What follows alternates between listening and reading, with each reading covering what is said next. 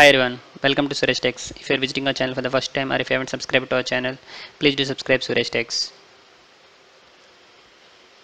So in our previous tutorial we looked at HTML classes, and in this tutorial we will look at HTML ID attribute. So in our previous tutorial we used a class attribute to provide CSS styling, and in this tutorial we will use an ID attribute to provide CSS styling. Okay, so let me go back to our previous tutorial itself.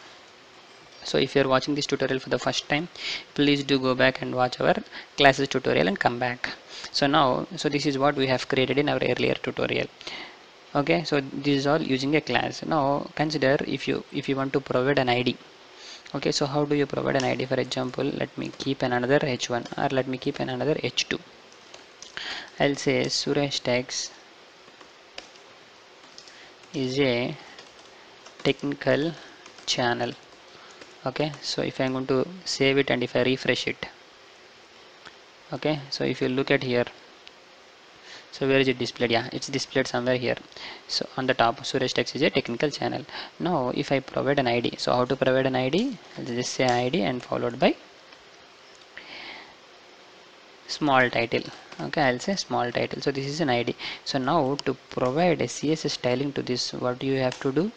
For an ID, if you want to provide a CSS styling, you have to specify it with an hash followed by the ID. Okay, and then followed by a bracket open, bracket close. Inside that you can specify the CSS styling. So let me give a background color of blue, and then let me give text color as white. Okay, now if you refresh it, right, so this is how it works. So this is a different way to provide a CSS styling for a particular element using an ID attribute. So previously we looked at providing a class attribute. And then what is the difference between a class and an ID?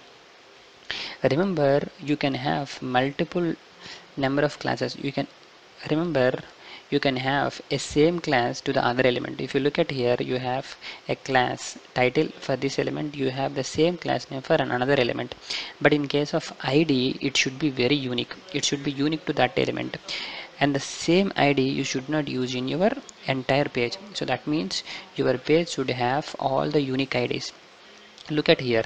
For example, if I use the same ID for some other element, okay, let me keep another element here, something like h2, anything is fine. Okay, so I'll give the same ID here.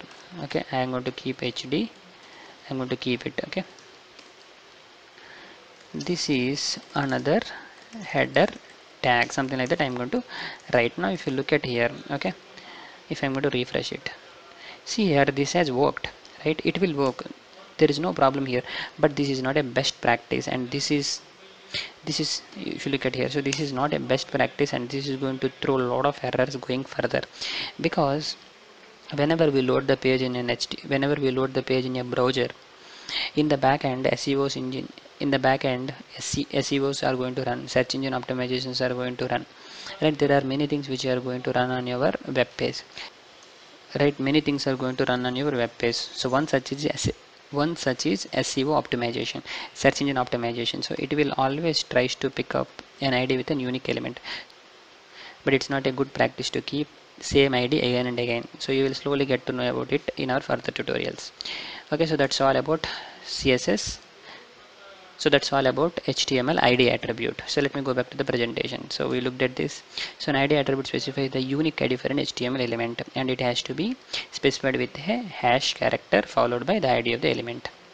Look at here, the ID attribute can be used on any HTML element, and the ID value is case sensitive, and the ID value must contain at least one character and must not contain a white space. That's fine. And the difference between a class and an ID is an HTML element can only have one unique ID that belongs to that single element, while a class name can be used by multiple elements, right? So that's the difference between a class and ID. That's all for today. Please do subscribe to Suresh Techs. Thank you so much.